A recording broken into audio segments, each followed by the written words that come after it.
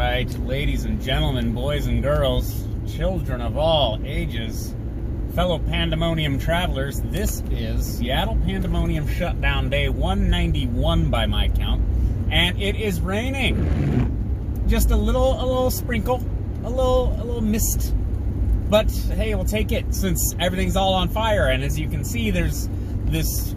It's kind of a thin fog, actually. Like, it's like in Hawaii when the lava hits the ocean and it makes these giant steam clouds.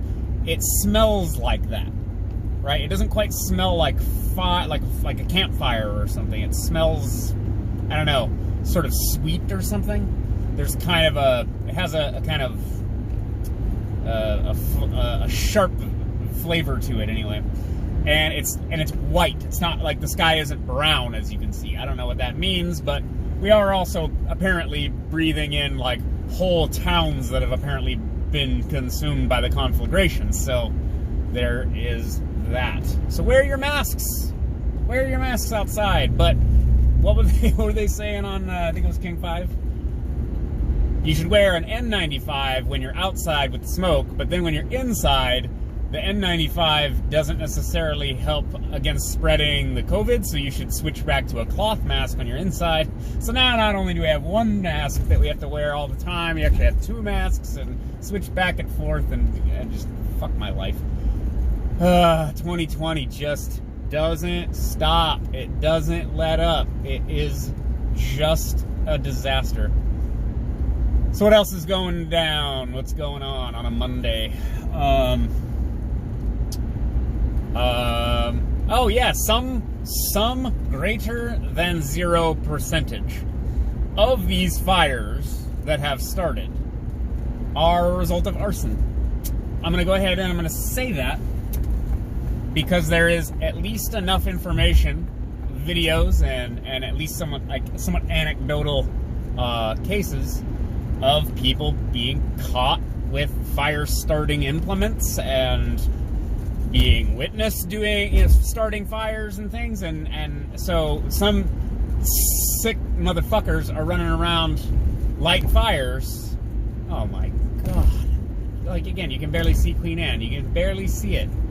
You can usually see the Space Needle peeking up over the hill there, too. Oh, god. It's like a horror movie. It is like a horror movie out here. So yeah, there's apparently some lunatics are running around lighting fires. Now that doesn't exclude. So this is one of the. Okay, I'll put a pin in that. One of the funniest things that has ever happened today was Trump agreeing to a debate moderated by Joe Rogan.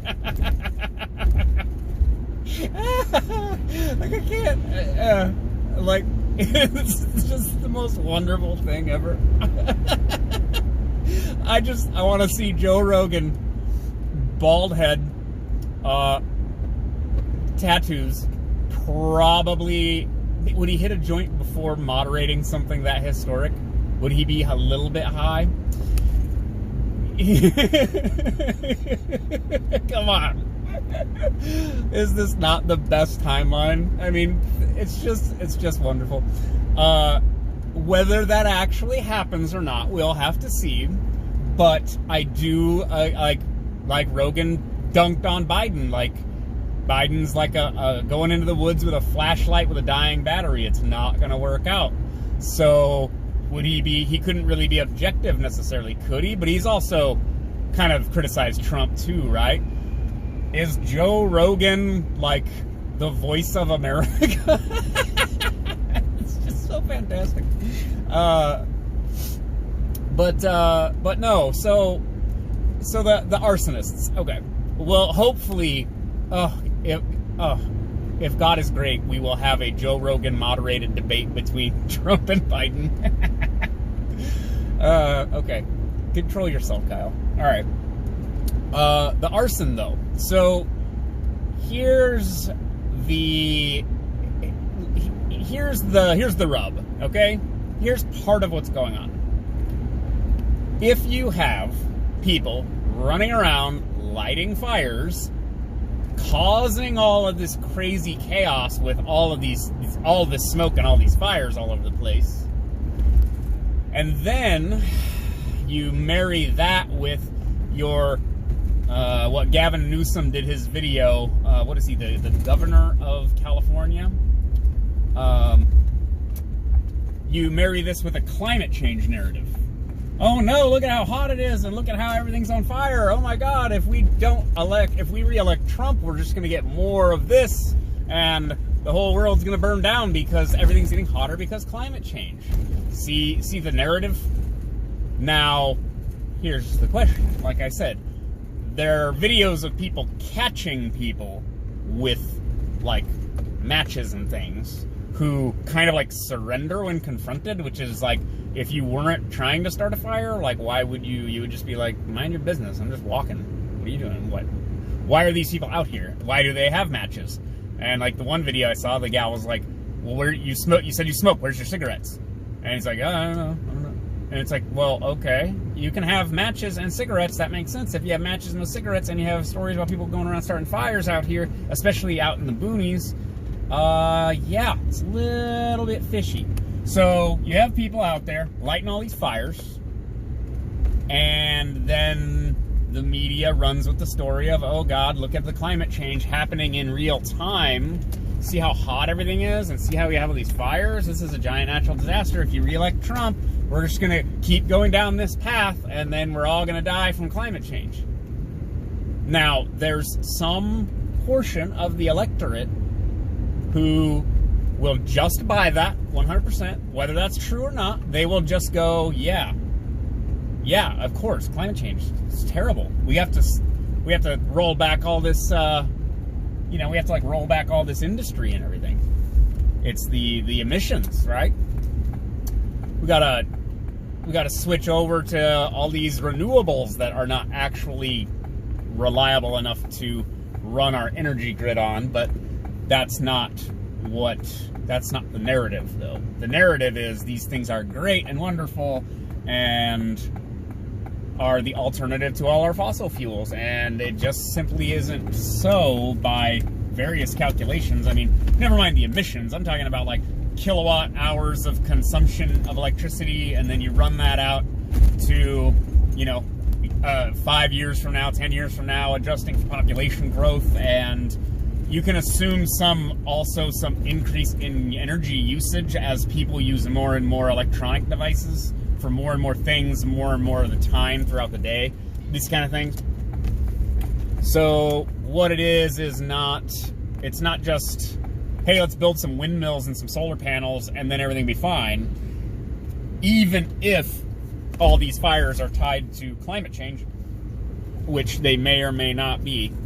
Like, again, I understand how it sounds when I say, well, there's people starting these fires, and then the media and the politicians are blaming climate change for something that people are doing. I understand how conspiratorial that sounds, but there's some portion of that is happening now. Like there is a greater than zero portion of what's happening now that is directly caused by humans, and I don't mean the climate change. I mean people going and starting fires. Okay? Now, again, I understand how that sounds. I'm not crazy. This is a thing people are talking about. Now, can you find who these people are? Can you find why they're doing it? Were they instructed to do it by someone? Is that, like, then treason? Or at least, all right, come on, food bank, there you go.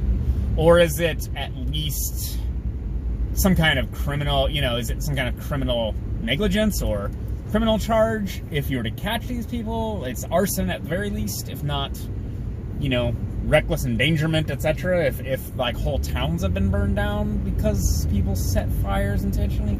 I don't know. Might be one of those things that we never actually know, but I've seen multiple reports now that there are people intentionally starting fires, which, while disgusting and these people are evil, it's why are they doing it? Why is this all happening right now? And how much of this is tied into the election? And guys, I am so tired of all of this. Some portion, again, of all of this chaos, all of it, every crazy thing, the COVID, the rioting, all this shit, the fires, is related to the election this year. Some portion of it. I don't know how much is just because this year's crazy, or is this year crazy because the media hypes up every possible negative thing because it's all serving a various, political agenda, right? Various agendas, I should say. Like, how much of this is just because we're in an election cycle, and as always, as I covered in last week's video for probably the umpteenth time, like, what is not on the table when we're talking about trying to seize control over the government of the United States of America? What is not on the table? Media manipulation? We already do that. We do that all the time. We did that with the Iraq War. We did that with Gulf War I. We did that with Vietnam. I mean, you get political outcomes by influencing the media narratives and public perception of what's going on, right? Like I've said, the media doesn't exist to inform you about anything. The media exists to create a narrative that allows our government to grant itself permission to do what it wanted to do anyway. Interrupted by a phone call. No, but, yeah, some portion of this, I don't want to sound like a conspiracy theorist, but some portion of all this is manipulation because it's an election year. Some portion of it, and that's just kind of how that is. And this is one of those things to put a pin in. 4 years from now, when we do all this again, we'll look out for more chaos just like this and see if there's a pattern, right? See if there's a method to this madness where you either see repeating themes or repeated, like, just a kind of recurrence of the chaos, because, like, this year has just been the worst year of everybody's lives. The government canceled civilization. We're all suffering. It seems as though maybe we didn't need to actually do all of this. I might have entered the middle class in the worst way imaginable, meaning everyone else got ruined and now I'm middle class by, definition. But some portion of this is intentional, and it's because it's an election year. I firmly believe that. What are we going to do about it? Well, we got to just get through it, basically. And I have a feeling that we're going to get through this. We're going to re-elect Donald Trump. He might win in a landslide. It's very possible that there's an electoral landslide, if not a popular landslide, just because all people are sick of all this chaos. What are you doing? Okay. Well, that's enough from me for one day, I think. It's enough for a Monday anyways. I'll talk to you guys later. Bye.